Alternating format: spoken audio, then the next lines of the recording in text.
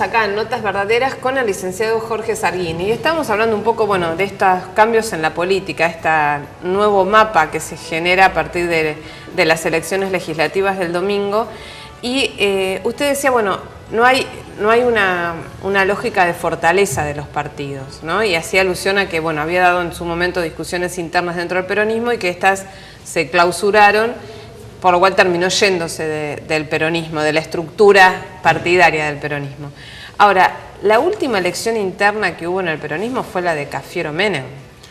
La última para elegir candidato a presidente, sí, pero mientras yo estuve en la estructura partidaria en la provincia, había líneas internas. No para elegir el candidato a presidente, pero las representaciones partidarias y las representaciones de los cargos electivos menores se dirimían en internas. Por lo menos había una vida interna en los partidos, y lo que yo más rescato, se podía debatir, se podía discutir. Insisto, yo he sido ministro de gobierno en los que me he plantado, en el buen sentido del término, a decisiones y he sido escuchado y en muchos casos he podido llevar las cosas al lugar donde uno creía que era lo conveniente, porque el debate existía. Yo he visto reuniones donde los intendentes y los legisladores se juntaban y con la conducción, que luego después tomaba las decisiones, discutían mucho. A mí me tocó ser funcionario con legislaturas con mayorías abrumadoras, diría yo, de nuestra fuerza política, y me tocó serlo en minoría, con la conducción de la Cámara y de otra fuerza política, y la verdad, nunca noté demasiado la diferencia, porque también había mucho debate adentro de nuestros propios bloques. La lógica de la política era precisamente ese, el debate, la representación territorial, la necesidad de los intereses que cada uno representa cuando llega a una estructura de esas características. Eso es lo que yo veo que se ha perdido, y se ha perdido casi totalmente.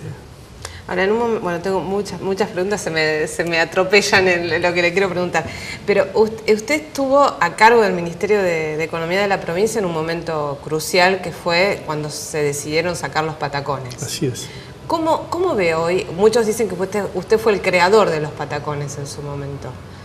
¿Cómo ve hoy esa experiencia y qué aprendizaje le permitió ese proceso, ese momento de crisis extrema en el que estaba el país? Sí, yo tuve la extraña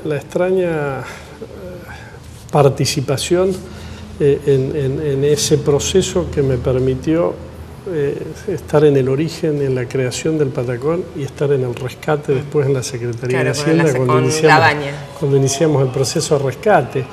Bueno, la primera experiencia es que no hay que generar las condiciones que nos lleven a tomar decisiones de esas características. El patacón fue una decisión de ultimísima instancia, porque no había otra forma, por lo menos no visualizábamos una mejor forma de no entrar en una parálisis, en una crisis en la provincia que hubiese sido terminal, y hubiese sido terminal para el país. Fue una tabla de salvación que demostró que claramente la crisis era de la convertibilidad y no de la provincia, porque el patacón es de julio del 2001 y la convertibilidad estalla en diciembre del 2001, solo 6 meses después.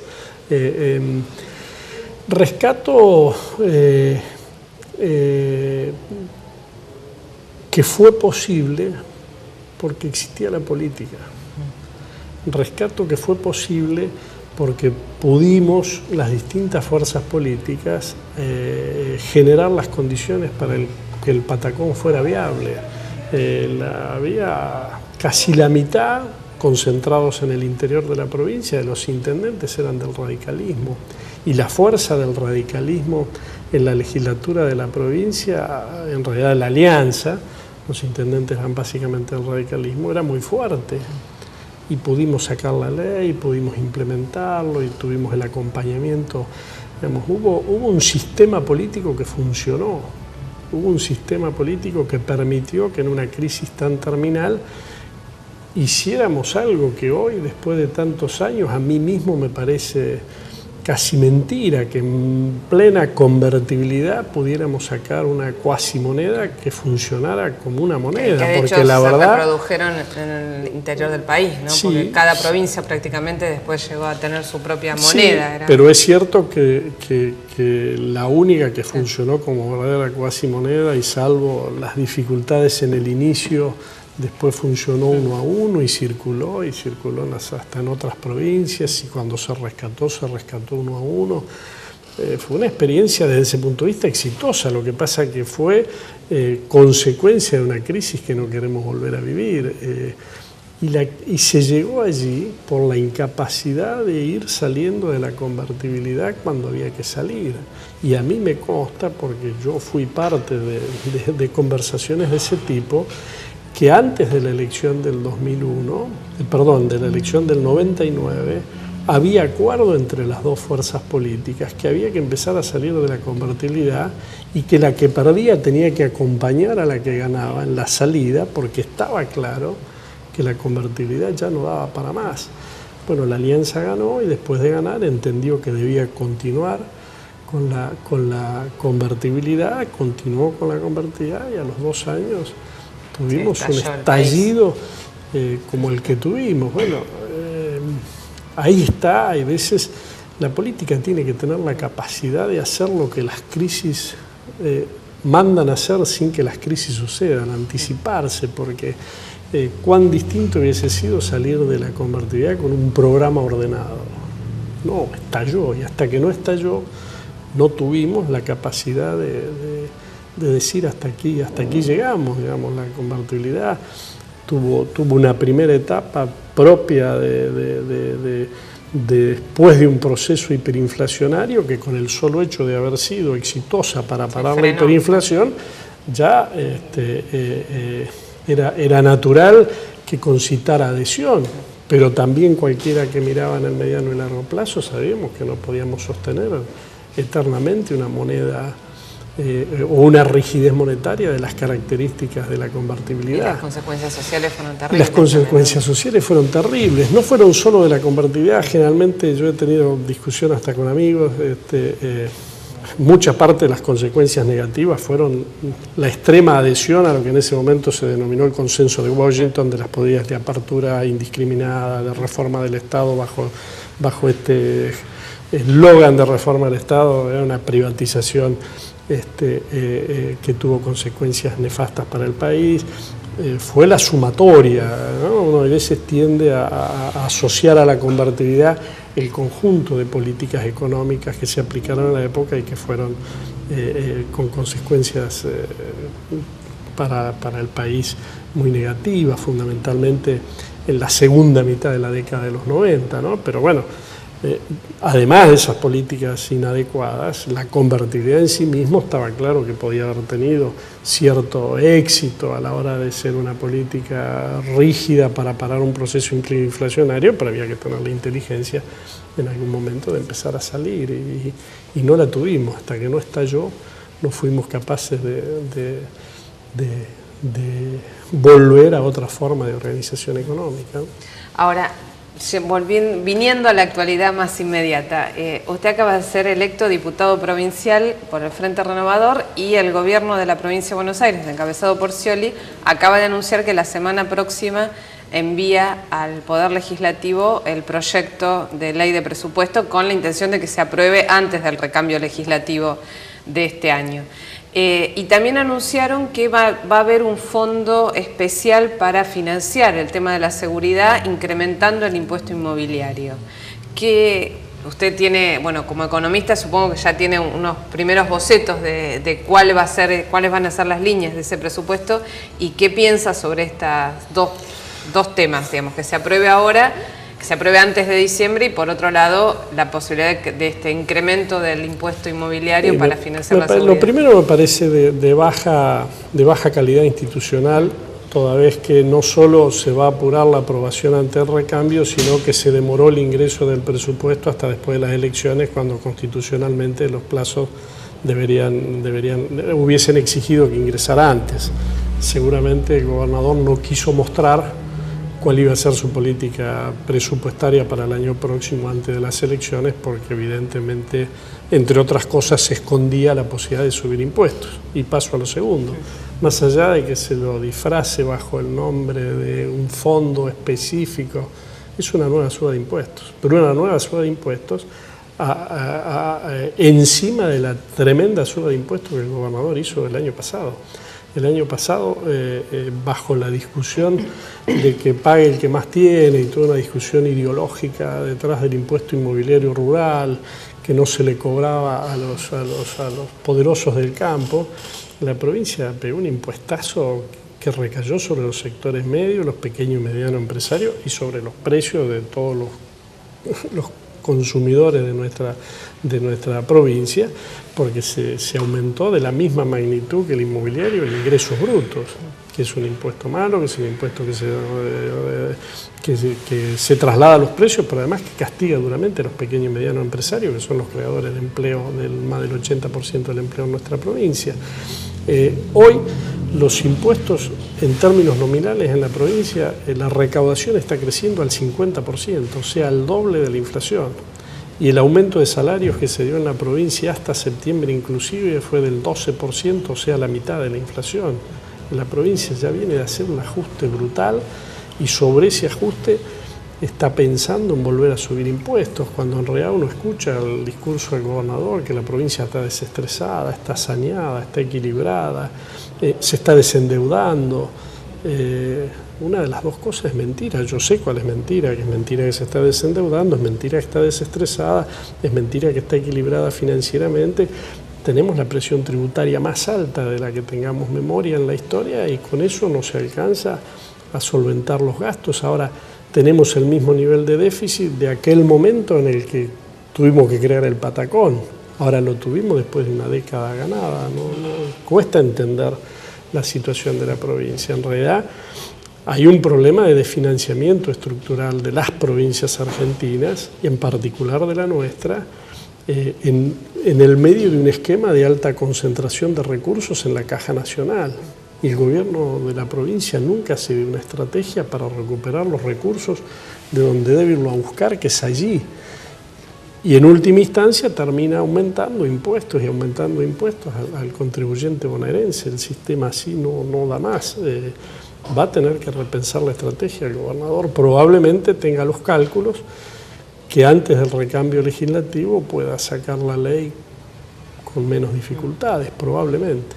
Porque de acuerdo al resultado electoral, en realidad el Frente para la Victoria mantiene la mayoría en diputados y en senadores está parejo. Sí, y no cambia mucho la composición la numérica de la numérica, pero bueno, probablemente ya haya avanzado en algunos acuerdos con algunas fuerzas políticas que se van o con algunos diputados o senadores que no renueven. Hay seguramente una estrategia que es la que lo lleva a apurar el tratamiento. El gobierno sabrá cuál es, pero la verdad, volver a aumentar impuestos en la provincia se torna insoportable, más allá de que se lo quiera dibujar como una suerte de fondo. Claro, como nadie puede negar que el problema de la seguridad es un problema, dice, bueno, es un fondo para financiar la seguridad. La verdad es que los bonaerenses ya pagamos demasiado impuestos para que el Estado nos pueda devolver educación, seguridad, justicia, que son las funciones esenciales del gobierno de la provincia.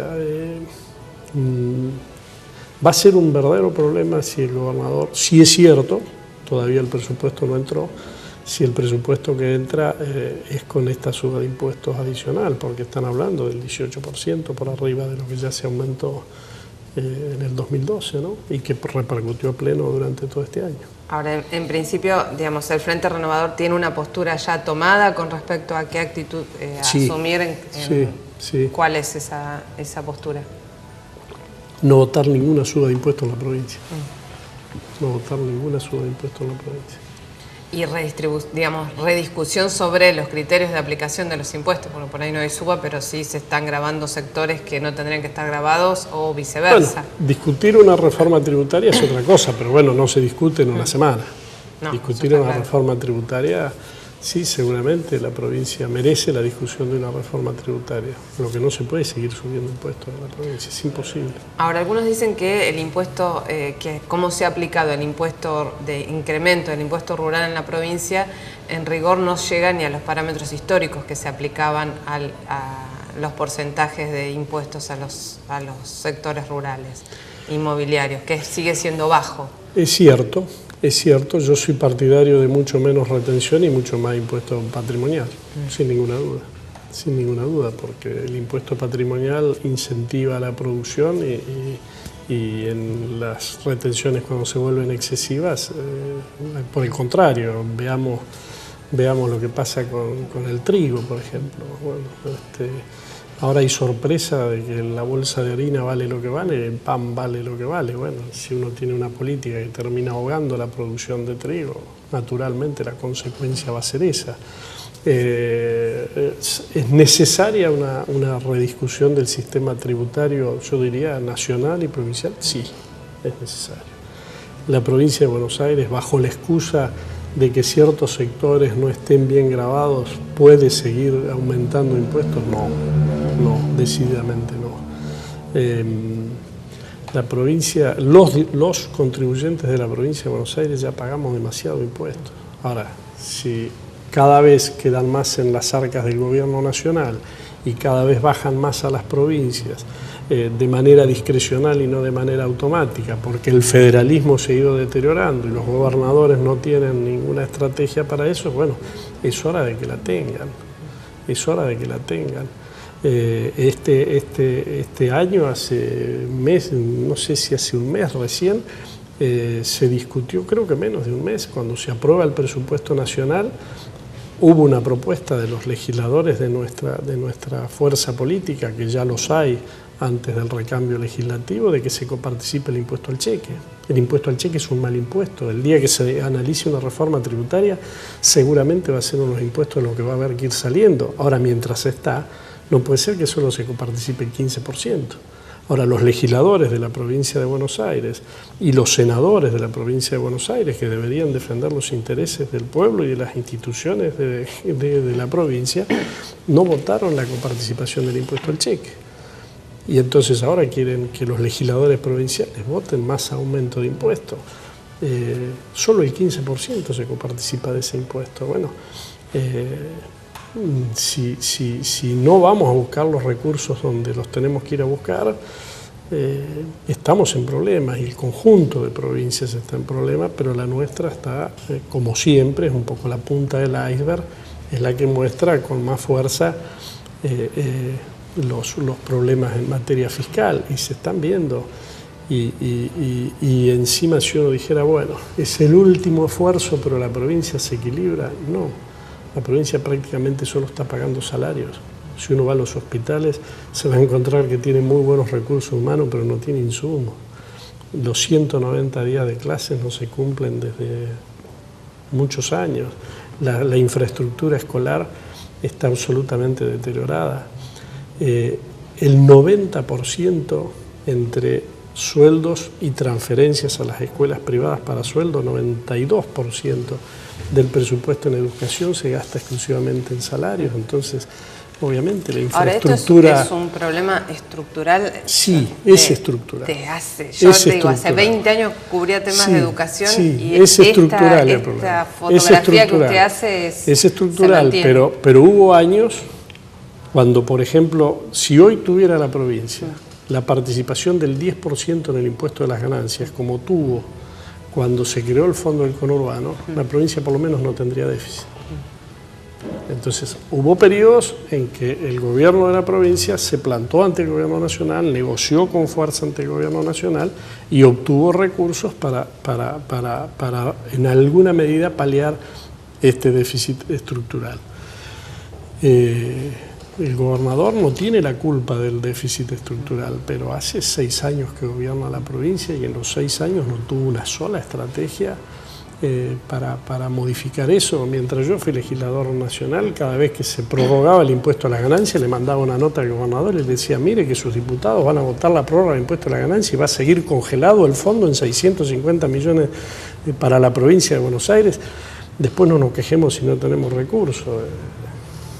Y los legisladores votaban lo que el gobierno nacional pedía. Y cuando yo hablaba del deterioro del federalismo y el deterioro del sistema de representación y que los legisladores, en vez de representar a su territorio, son designados todos en olivos, bueno, estas son parte de las consecuencias.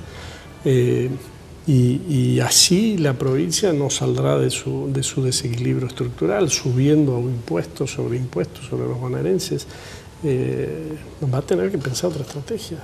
Bueno, necesariamente la va a tener que pensar. Para que usted me diga lo que le sugieren, lo que piensa cuando se dan vuelta a una de estas cartas, le propongo un pequeño ping-pong con... ¿Voy a una? Elija una, a ver. Y la da vuelta, la muestra a la cámara y ¿quién es? Martín Insaurralde. Martín Insaurralde. Candidato bueno, ahora diputado nacional electo por el Frente para la Victoria. Diputado nacional electo, encabezó la lista de diputados por el oficialismo y perdió la elección hace apenas... sí, 4 días. 4 días. Eso. Diputado nacional electo que asumirá el 10 de diciembre, según se ha comprometido, a defender la política oficial del Frente para la Victoria, con las que yo tengo profundas diferencias. ¿Otra? Seguimos en el orden. Bueno, como quieran. Alberto Pérez. Alberto Nos Pérez. Damos vuelta para allá. ¿Sí? Jefe de gabinete Daniel Scioli. Bueno, sí es cierto que la provincia va a volver a aumentar impuestos y que el presupuesto que va a ingresar es con aumento de impuestos, es uno de los responsables de que eso suceda. ¿Usted cree que la provincia tiene salida sin aumentar impuestos? Tiene que ir a buscar los recursos donde los tiene que ir a buscar, que es en la caja del gobierno nacional. Debería haberse ocupado de avisarle a los diputados nacionales de su partido que votaran la coparticipación del impuesto al cheque en lugar de aumentar el impuesto nuevamente a los bonaerenses, que ya se lo aumentó fuertemente el año pasado. Ahora, Scioli acaba de decir que va a convocar a los diputados nacionales electos de los distintos partidos para ver, bueno, qué estrategias plantear de defensa de la provincia en el Congreso Nacional. ¿Cómo analiza usted esta iniciativa? Tarde piaste, pero bueno, si lo hace, tendrá alguna propuesta, tendrá alguna idea para que estos diputados lleven adelante en el Congreso de la Nación. El presupuesto de la Nación se discutió hace apenas semanas. ¿Por qué no lo hizo allí? El presupuesto que se votó en la Nacional pone la coparticipación en el 24%, el punto más bajo de la historia. Baja las transferencias discrecionales en términos reales porque la aumenta por lo menos 15 puntos por debajo de la inflación real. Y por sobre todas las cosas, no prorroga los vencimientos de deudas que vienen siendo prorrogados desde hace 3 años ya de las provincias a la Nación, por lo cual a partir del 1 de enero la provincia va a tener que empezar a pagarle a la Nación una deuda que tenía prorrogada. Podría haber llamado allí a los diputados nacionales para que cuando se tratara de ese presupuesto tuvieran cuidado con esas cosas para poder defender los intereses no de él ni de su gobierno, de nosotros, de los bonaerenses. Y no lo hizo. La última. Sigo en orden. Sigue en el orden. Alberto Fernández, el ex jefe de gabinete que, bueno, ahora está con Sergio Massa. ¿Estoy mostrando bien? Sí, perfecto. Bueno, ex jefe de gabinete del gobierno de Kirchner, con el que yo tuve profundas diferencias en aquel momento, menos que las que tengo hoy con la de la señora Cristina Fernández, pero con las que tuve profundas diferencias también en aquel momento. ¿Y ahora cómo lo ve dentro del armado del Frente Renovador? No lo he visto tener He visto que ha adherido, pero no lo he visto tener ningún rol relevante. El armado del Frente Renovador es el núcleo de los intendentes que hoy son 20 y que empezaron siendo menos alrededor del liderazgo de Massa. Ese es el núcleo. ¿Y lo imagina Massa candidato a presidente en 2015? Depende de lo que hagamos 2013-2015. Si hemos generado una expectativa y estamos a la altura de las expectativas, este es un proyecto que no se agota en esta elección legislativa y naturalmente en el 2015 queremos ser un proyecto de alternativa a nivel local, a nivel provincial, a nivel nacional, pero primero hay que cumplir. primero hay que ponerse a la altura de expectativas. Si nosotros no somos capaces de cumplir y de llenar esas expectativas que hemos creado, seguramente cualquier proyecto político se va a debilitar. Hay que cumplir estos 2 años para poder tener posibilidades ciertas de pensar en 2015.